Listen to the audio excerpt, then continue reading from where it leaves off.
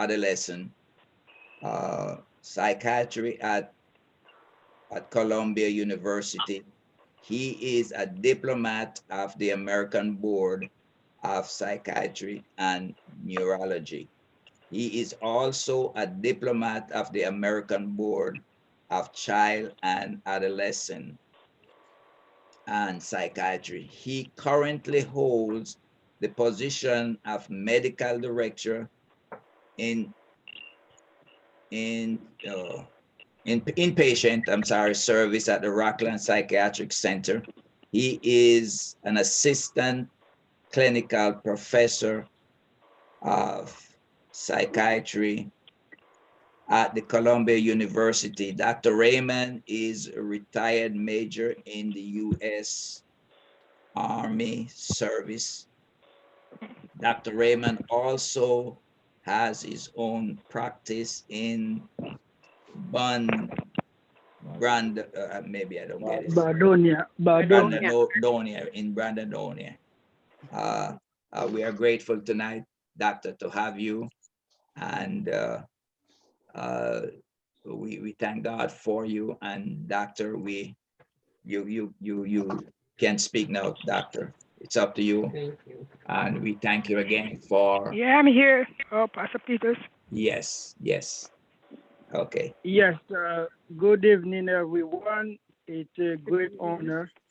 It's always a privilege for me to talk to God's people, specifically in this difficult situation, to try to make a difference, to try to help you guys understand what is it all about. When it comes to that pandemic, COVID-19, I have to say I was also very blessed that God spared me from dying from that very deadly virus. I was very sick. I was sick for 6 weeks with the virus. I couldn't do anything. Now I'm talking again. It's because of God's work, and I feel very blessed. Amen. So I'm just going to talk as a doctor and at the same time as a patient tonight. Wow. who went through it. In fact, right after I gave a presentation at my church, I'm a Baptist. I'm a member of French Speaking Baptist Church. Okay. Wow. So a week after I gave a presentation on the virus, what people need to do, then I got the virus myself, because at the time there was no mask. We were not using any mask. It was on March 20th. That's when I got sick with the virus. During that time, we were still learning about it. We didn't really know much. And then, like we say, despite taking all the precaution that I was taking, and I still got the virus. We will understand the reason why, because a lot of people have underlying medical issues that make them more at risk to contracting the virus. So first of all, what is COVID-19? The CO is for corona, V is for virus, 19 because it occurred in 2019. So that's why they call it COVID-19. But it's a virus that this is the first time this virus has been identified in humans. There are three types of coronavirus. There is one that called common cold. People can have a little cold, not due to the flu, and then you can be diagnosed with coronavirus, but it's not as severe as the one we're facing. The second one that came was the one that caused the SARS in the Middle East. It killed a lot of people, but not at the level of the third one that we are dealing with now, which is the COVID-19. They also call it SARS-CoV-2. SARS stands for severe acute respiratory syndrome, meaning it affects respiratory tract, Mm-hmm. and people usually don't carry that virus. The animals do. Certain animals like camels, cattle, cats, bats, those are the animals that carry the virus. Uh, and then when a virus, for you to understand what is really going on, a virus is a microorganism. Micro means with your own eye, you can't see it. It's in the atmosphere, but you cannot see it. It's so tiny. A virus is different from a bacteria because the virus needs a host in order for that virus to survive. The host could be an animal or a human being. If the virus is in the air, the virus is nothing. They will die right away until that virus gets inside of either an animal or a human being. In order for that virus to grow, the virus will use the chemicals in either the animals or the human being for it to replicate, meaning to multiply over and over, like virus of HIV can replicate like 50 billion in one day. Okay. So that's what happened with a virus. So coronavirus that caused the coronavirus is also the same thing. So from an animal, it gets spread to a human being. Remember that the virus does not travel. Human being does. So Okay. if a human being contract the virus, then that human virus travels. That's why coronavirus COVID-19 originated in China. And they talk about a lot of conspiracy theory, but the one that the scientific world uh, accept is that wet market in China. That's how the virus spread. In China, they're able to eat what they call bat. Mm-hmm. So some people in China eat that, and then if the bat had been contaminated with the coronavirus, and then a human being eat that bat, of course, it's easy to spread Right. Yeah. that virus between one animal to a human being, and now the human being will then spread it to other people. And the exact source of the virus, we have to tell people that it's still unknown, although, this FBI, CIA, they say what I just said. However, the President of the United States think otherwise. They think it originated from a lab in China. And even the Secretary of State, Mr. Pompeo, also said something like that. But later on, he corrected himself by aligning with the scientific world that a wet market in China is where the virus originated. For you to get the virus, it has to go through either your nose or your mouth and through respiratory droplets. The virus doesn't affect you just like influenza virus does, because through the air inhalation, if you inhale it in the air, you get it. But that kind of virus, there must be droplets, meaning saliva, or you sneeze, and then that get into somebody's nose or mouth. That's how that person will get the virus.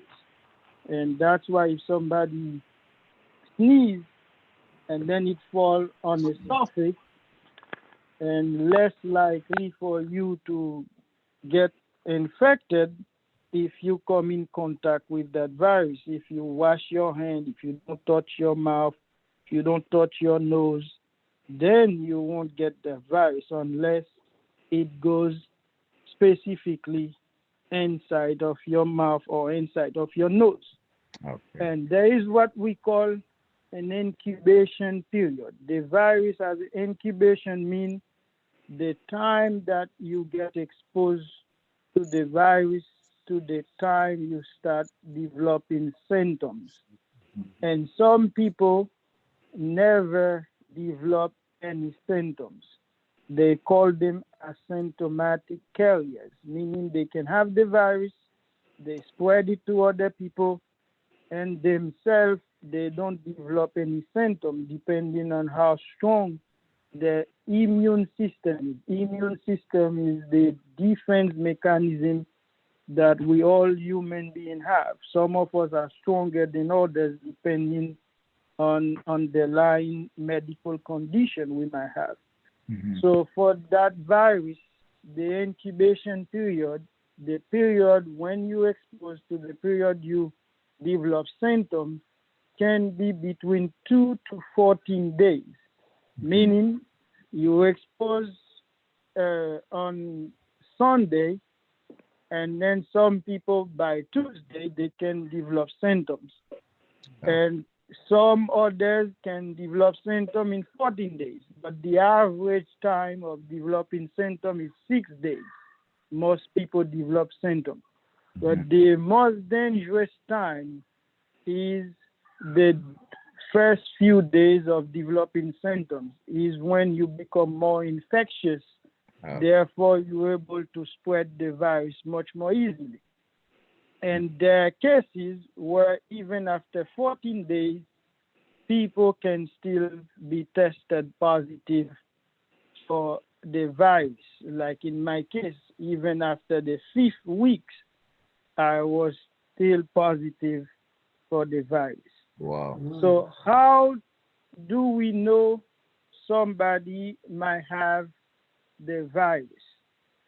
We look at signs and symptoms that people might present with in order for us to say whether the person might have coronavirus. The most important symptom is fever. A fever of 100.2 is the cutoff. Although if somebody has a low grade fever like 99.5, 99.9, we still also can suspect. But most people who started presenting symptoms in 98% of the cases, they present with a fever of 100.2. That's how I presented. The first night I had 100.2 of fever. Then by the following day, my fever increased to 102.5. It was a very high fever I developed right away. So the other symptom is a dry cough. Some people can have dry cough, and some people can have headaches. Like in my case, I have severe headaches. Some people have body aches. Some people can have extreme fatigue when they have the illness. And the most dangerous is when people develop shortness of breath, they cannot breathe, is when it's very dangerous because you have to go to hospital. And the other symptom we see, some people lose their appetite completely. Some people lose the sense of smell. In my case, I had all of those symptoms. Some people have a pressure pain in the chest. Some people can have what we call abdominal pain or stomach upset. diarrhea. Some people have thrown up, and then you can have bluish lips or in your face. So some symptoms are more dangerous than others. If you have the following symptoms, we consider it you are in an emergency situation. You must call your doctor immediately or go to the nearest emergency room. If you have trouble breathing, you can't breathe, you have a pain in or pressure in your chest that doesn't go away, you develop confusion, you are unable to wake or stay awake, bluish lips or face, severe abdominal pain. If you have those symptoms, you must go to a hospital for care. And the tests that can be done in order for us to determine whether you have really COVID-19 or not.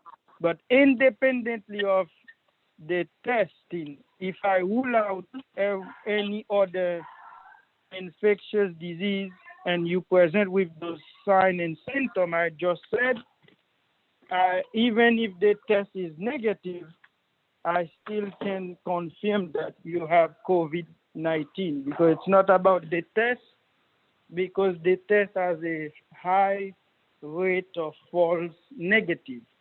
In fact, the rate is about 30%. Wow. 30% of people who could have been positive with COVID, they test negative. So meaning the symptoms are the ones we treat, not the test. However, there are two tests that is done. One test is to detect coronavirus, and another test is to detect antibody. Let's talk about the first one. The first test is done in order to determine which virus is there. So if it is COVID-19, that's the test. They do a swab either in your mouth or in your nose in order to study to see if you have the virus.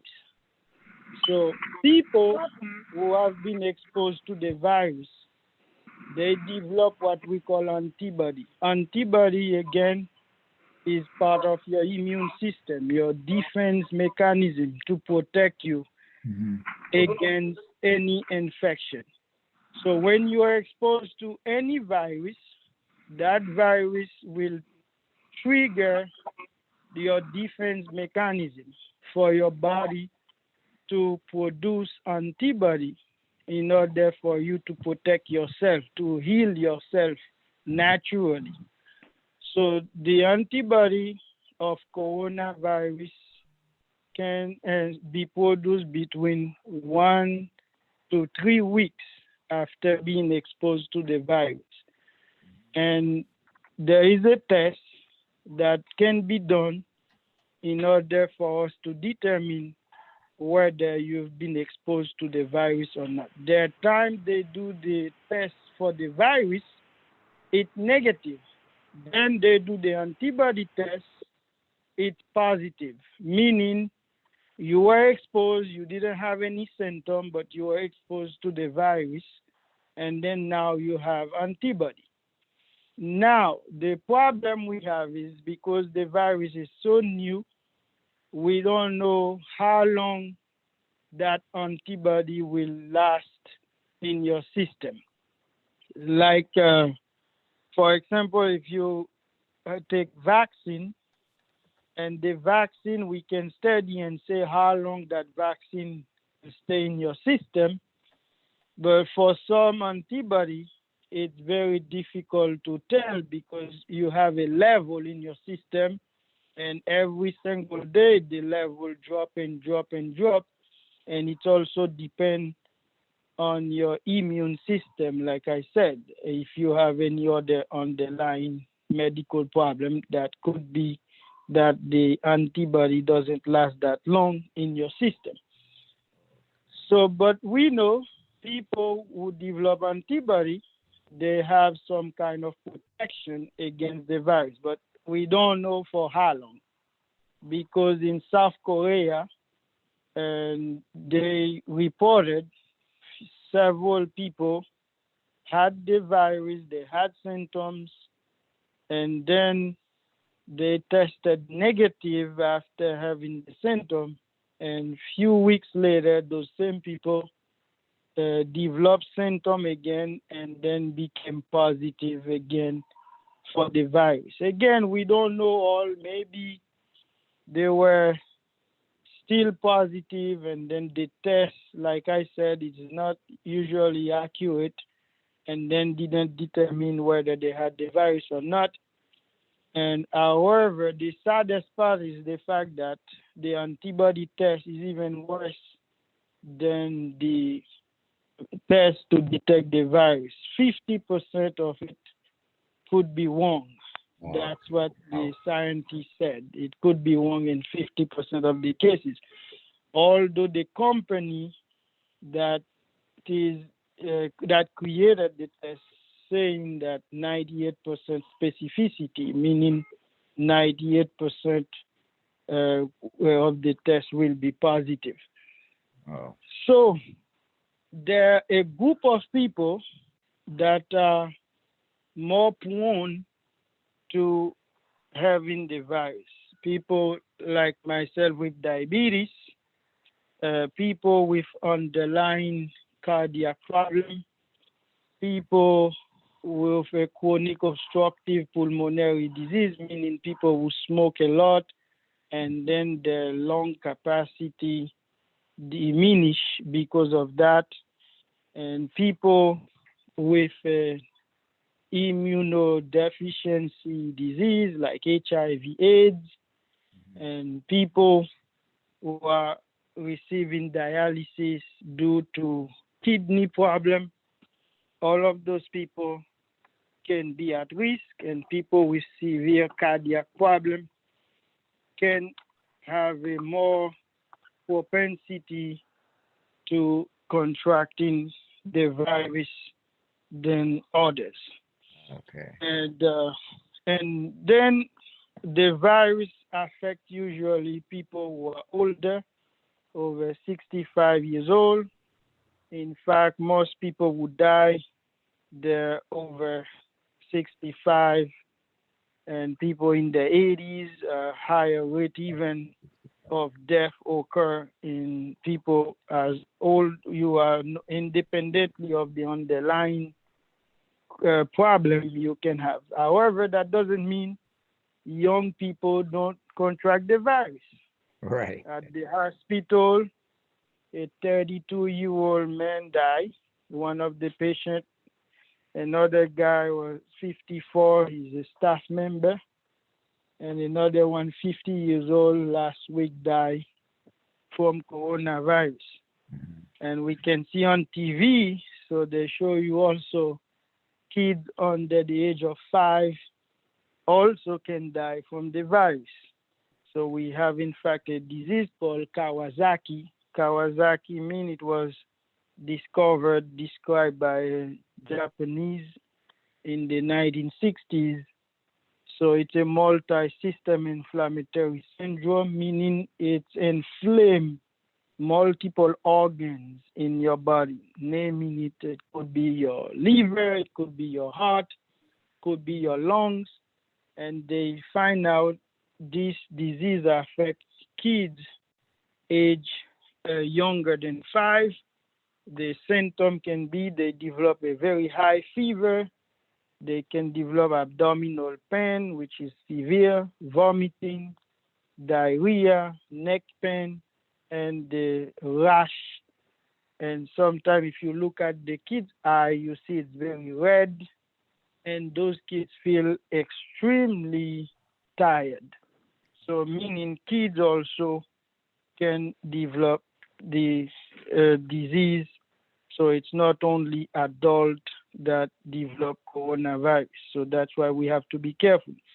People also are morbidly obese, meaning they have a BMI over 40, they're also at risk to developing coronavirus. If you're taking corticosteroid like prednisone for inflammation or for any allergies, you have to be careful because that is a risk for you.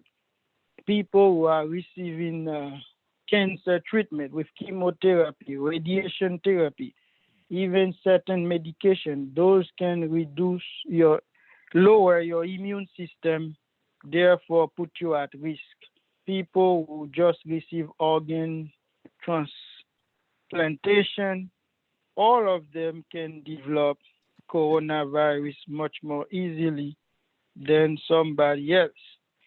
So coronavirus is a pandemic. Why they call it pandemic? Because it affects the entire world. Every single country in the world has reported cases of coronavirus. So in fact, as of now, it's about 7.6 million people are affected. It could be more because we're not doing enough testing to figure out. In America, it's already past 2 million people, and then we already have more than 110,000 people die in America. In the entire world, we have over 400,000 people die from coronavirus. Apart from the death and the other problem that coronavirus bring, we all have to be home. The economy has been affected. A lot of people lost their job.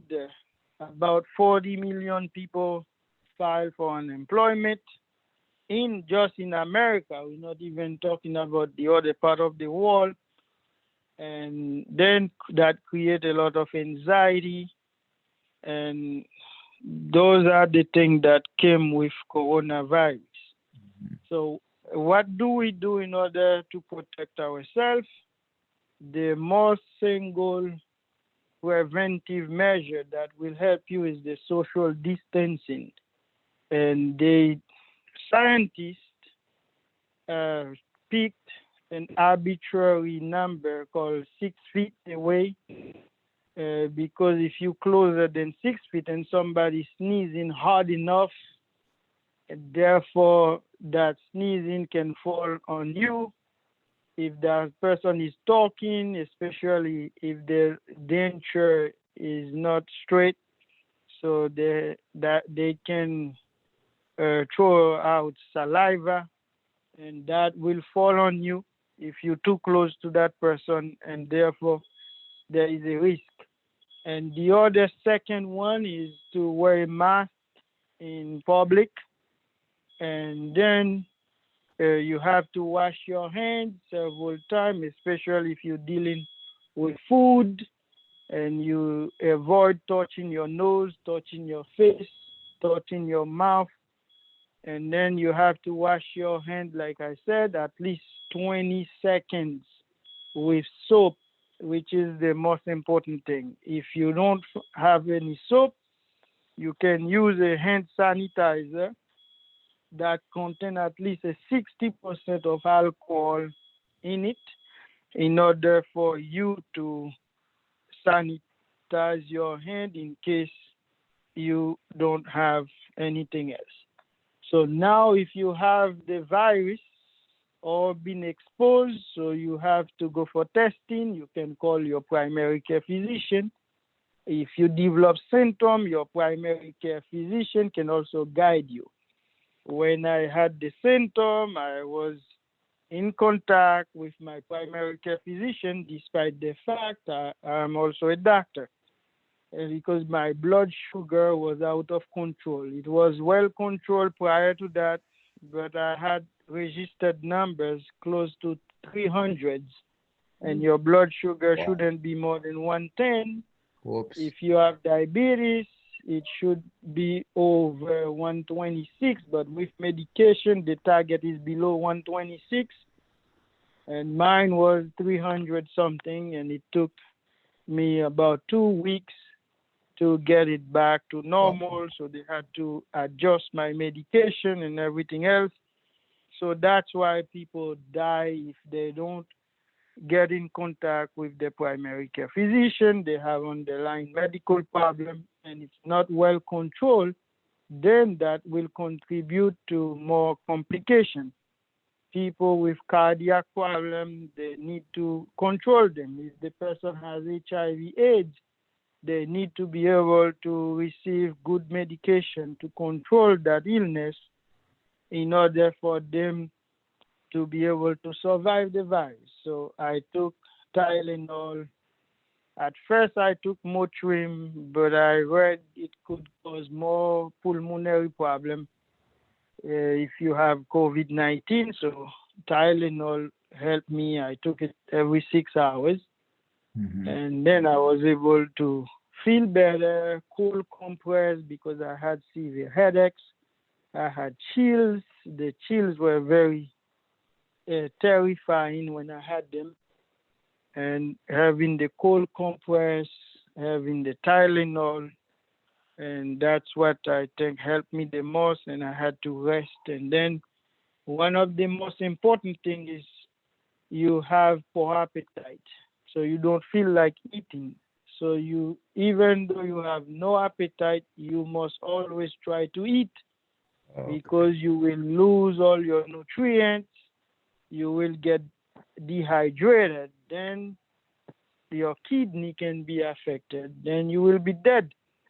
So I had to keep my hydration. I had Gatorade. I had water. So in my room where I quarantine, I had a lot of bottles all over the place. Okay. And then, of course, vitamins. I'm still taking multivitamins. Vitamin C is very important. And then the zinc is very important to prevent the virus from spreading through your cells. So I had taken all of those supplements, and then I was able, with a lot of prayers, of course.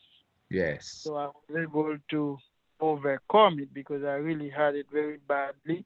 Okay. And the quarantine, if somebody is positive, independently of having symptoms, you go into quarantine for 14 days because, like I said, the incubation period is from 2 to 14 days. So if during 14 days you develop no symptom, less likely you will develop symptom later. So that's why you okay after 14 days. And then some people go and test. Most likely the test will be negative. If it's positive, again, you still have to take precaution. I had to be in quarantine for more than a month because of that situation. Because when I tested positive, so I put myself back into quarantine. The Okay. other thing I did, I stay away from my family, my kids, my wife, my brothers. We big house with a lot of people, and that help a lot when you have a lot of space because you can really practice social distancing when you have that. My kids, I had to use FaceTime for them to see me. It's again another problem when Uh, you have younger kids. They don't understand what's going on. All they heard is when I ask them questions about COVID-19, all they learn is it will kill you. yes. And then one of my twins, they're 7 years old, one of them started crying, where's Oh, daddy? I Lord. can't see Yeah. daddy. So it's all so uh, it's a big toll on your entire family when you have that kind of deadly virus. I lost several patients, both private and at the hospital. In my church, we were having funeral almost every single day at one point because of the COVID-19. So people more at risk, people, of course, in the front line, serving people. So that's why it's very important to wear a mask, to stay away. So I guess I talk a lot. So now I'm going to get the question going for me to be able to specifically help everybody who has questions. Okay, doctor, thank you very much. I'm sure the folks they have some question, but I think I will take the first one. I tell you, I have about 150, but we're not going to be Yes. able to do that.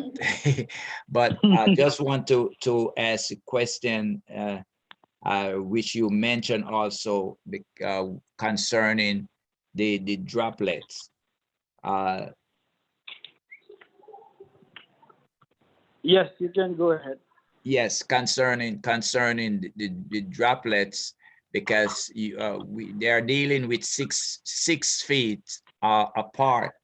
But I saw some scientific thing that they showed, and they were showing that it could spread up to about 12 feet. What do you think about that?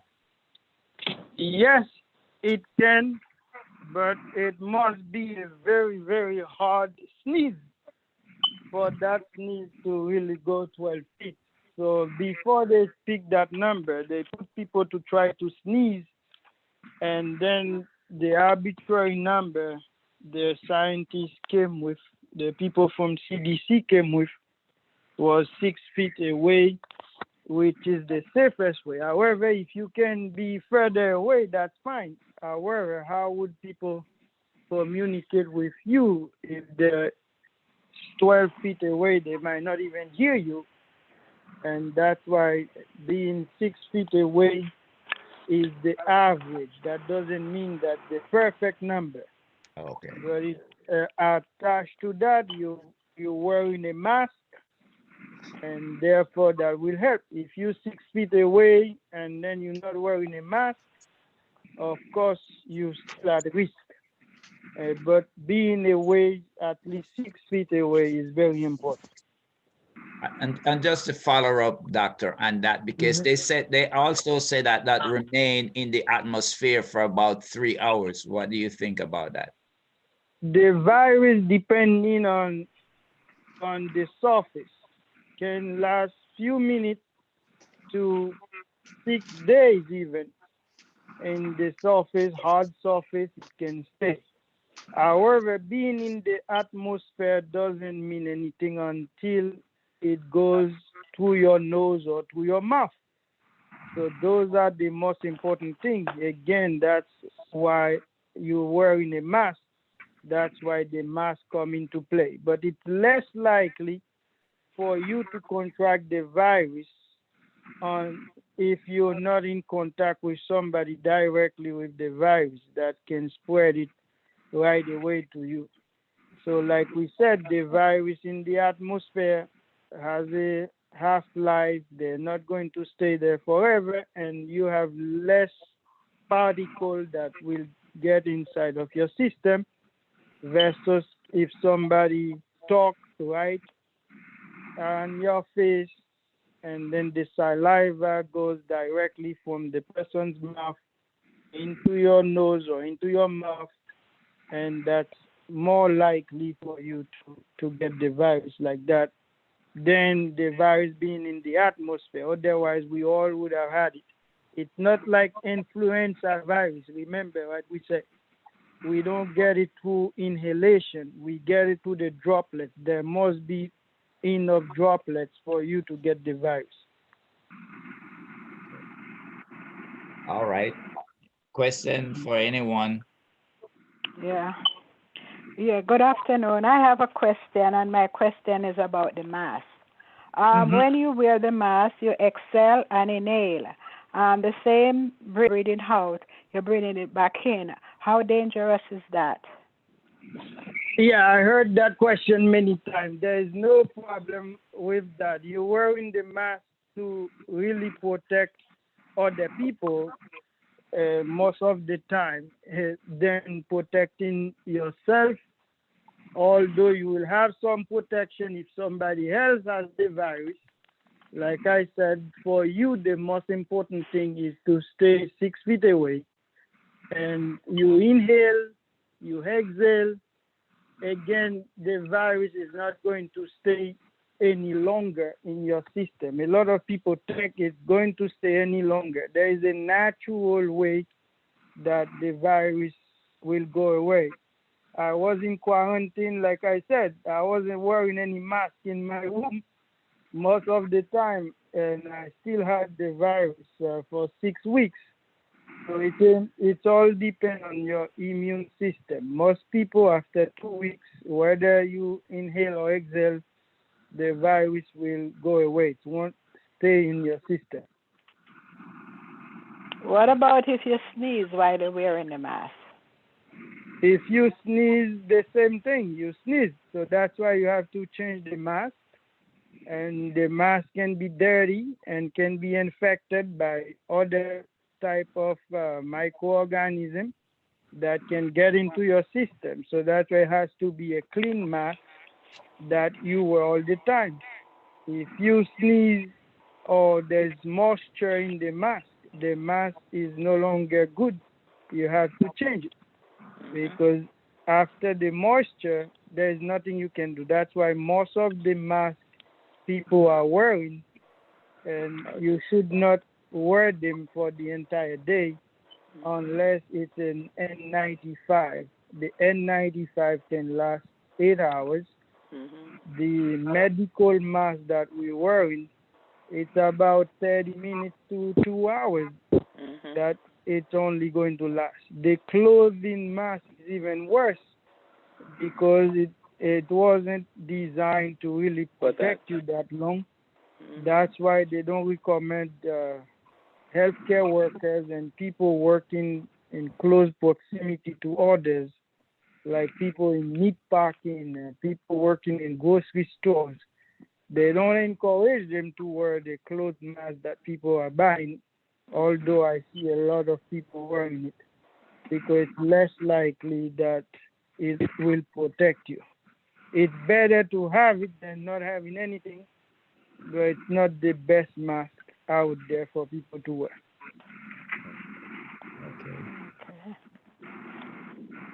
Okay. Yep, next one or follow up. Next.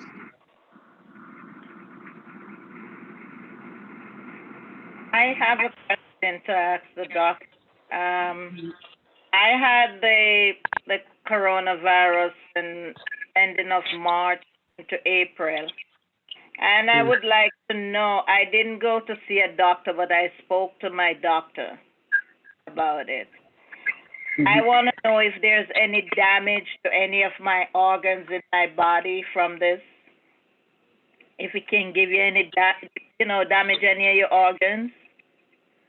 Until now, like we explained, the only organ that could have further damage is your lungs, especially if you had pneumonia. It seems like you didn't have that. No, I didn't. Otherwise, you would have been in the hospital. I know. I had all the symptoms that you talk about. I had, but I was at home. I didn't go to the doctor because I wouldn't be able to see a doctor anyway.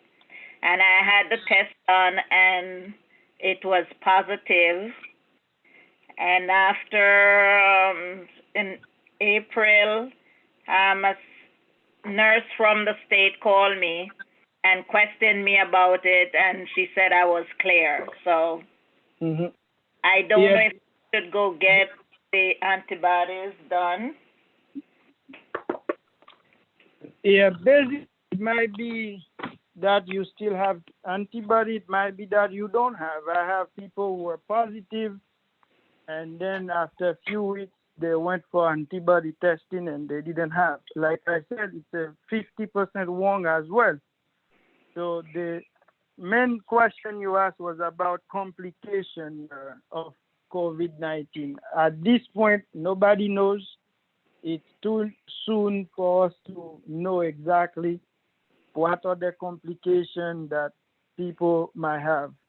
All I can say until today, the time I feel very dizzy. I feel I'm not fully myself 100%. Those are the things I have. However, they say people who had pneumonia, they might have damage the lungs more. There might be like fibrosis, meaning hardening of the lungs, and that put them at risk to having more frequent respiratory infections.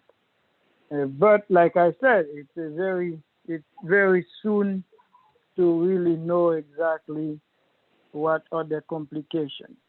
So the other complication people might have, like I explained, if you were dehydrated, you were not taking good care of yourself, you might damage your kidney. Some people end up in dialysis. So I have a lot of people in nursing homes. They had to be sent to nursing home because they can't function. They can't do things for themselves because of how the virus affected them. Some of them are even in rehab to get therapy, physical therapy, in order to get their strength back so they can again go back home. So I have a friend who is a doctor. Had the virus, her husband also had it. The husband until this day is not talking. He's in a rehab. She is a doctor, that's why he's still alive, because they wanted to take off the ventilator and she didn't want to. She knows that he might hear her when she speaks, but he doesn't open his eyes, doesn't say anything. And he is in a rehab. So we're lucky. Yes. God bless us. We didn't go through that, but a lot of people didn't have the same chance that we had. Yes. Okay, thank you. I don't You're really welcome. think we are lucky. We are blessed. Okay. Yes, and lucky the other people are blessed. We don't get into that now. A Okay. lot of yeah. I have a question, doctor. I had this the virus in April, and I just went to my primary doctor last week Tuesday, and I did the antibody test, and I just got back the results said detected. Mm-hmm. What does that mean? The test was what? Detected. It was detected, meaning you had antibodies. So meaning you have some protection now. We don't know until when. So you still have to take precaution because again we don't know everything about the virus, but you protected now. Oh, okay. That's what I'm sure. Mm-hmm. All right, thank you. Okay. Since you guys are so slow, I'm just going to ask Doctor a question. Okay, Doctor, based on your experience in both ways, as a doctor, you treat the people, and you yourself was a part of the what? The virus, yeah. Yes. Now, what do you think? Being we have so much people in New York City, and a matter of fact, New York in general, that have these problems. Mm-hmm. What do you think of all this marching and all that kind of thing? What would be? What do you think about all this now? Yeah, we expect that a lot of them will be positive, and even the police officers, you could see they were not even wearing masks. They were all on the street. So that's the scary part, is if because of that marching on the street, we might have a second wave of the virus. Who knows?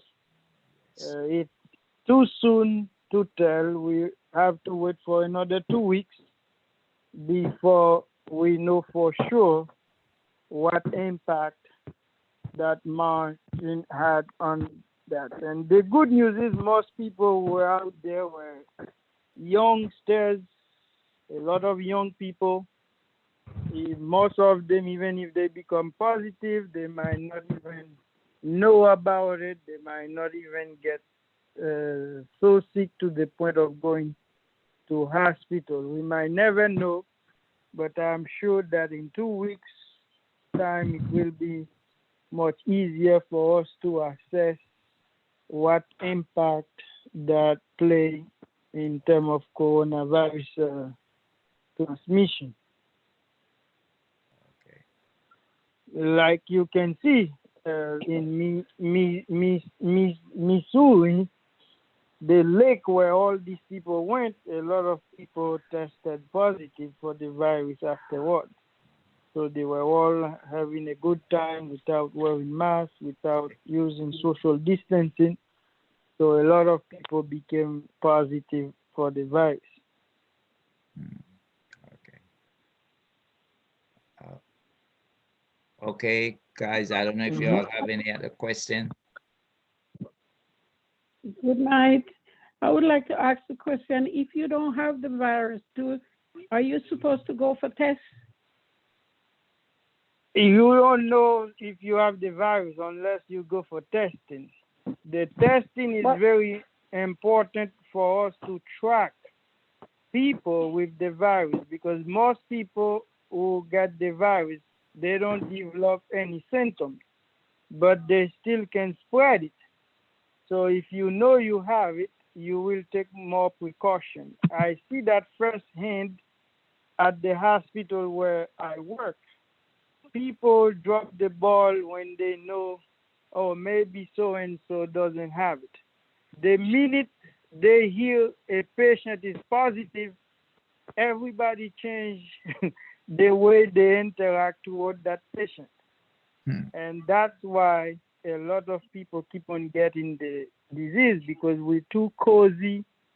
A lot of us don't take it seriously enough. And that's why the testing is important. At least you know whether you have it or not. If you do, then you go in quarantine, you stay away from people, and that's how you avoid spreading it. Because the study so far has shown for each person who is positive, they give it to 2 people, and those 2 people will give it to 2 each. So that's how the virus spreads. So if you think you've been exposed or wherever you work, and there might have been people with the virus, it's always good to go and have the test done.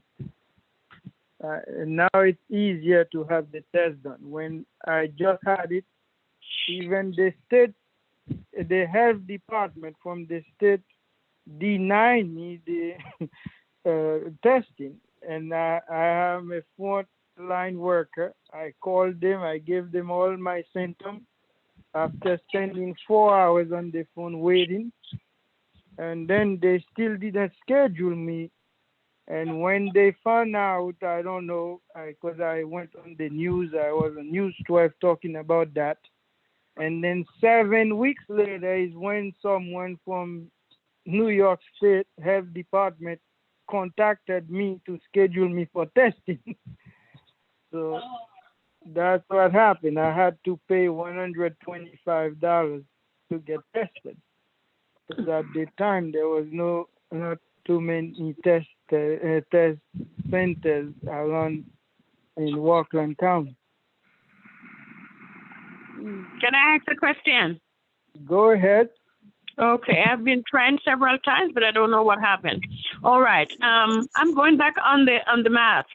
You said if somebody sneezes, they have to change the mask. What if, when you wear that only mask go out and you sneeze in the mask, you're into the supermarket, what happens then? Again, it's more likely if you didn't have the illness for you to have it, because you break the barrier.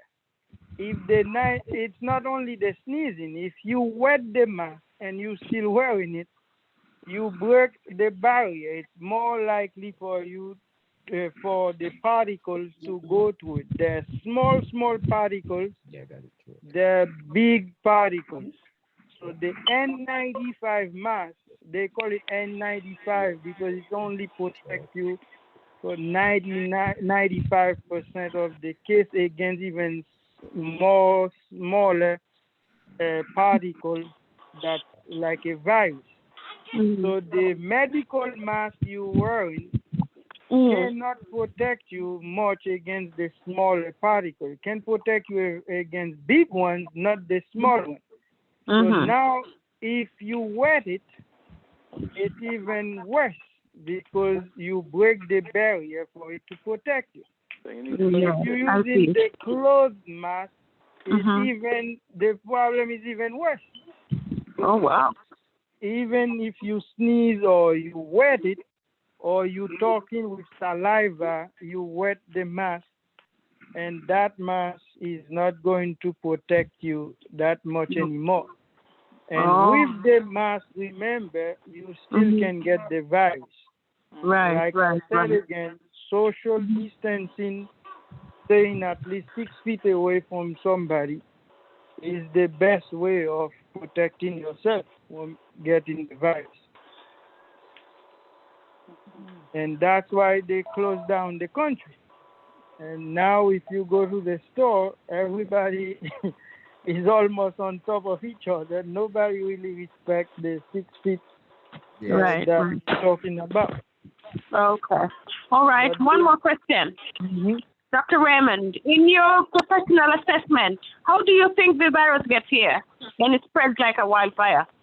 So we all know how it got here. It got here from Italy. It got here from Italy. Right. So the virus made it to Italy, and from there it came. So they identify the first person in California and the first person in New York. They were both, the one in New York was exposed to someone who came from Italy. And then a lawyer spread it at bar mitzvah, meaning a 12-year-old was having his anniversary, the Jewish, in New Rochelle. New Rochelle, yeah. From there, it got spread to Rockland. And then the lady brought it to Washington, Seattle. Yes, and that's what I said. The virus doesn't travel. Human being does. Yes. So once somebody get it, they travel. So that's why they ban all the flights. You can't travel anymore. Yes. Until we know that this virus is well contained. Yes, definitely. So what about the glass and the wood and the plastic? Don't the virus rest on them a couple of days? How do you figure that one out? You mean? The virus. It stays on glasses or wood or plastic or cardboard, copper? How long? Anything, your body, anything the virus can stay there for some surface. Like I said, if it is a metal surface, it stay longer. It can stay 72 hours, can stay even 6 days, they say. Hard surfaces, okay.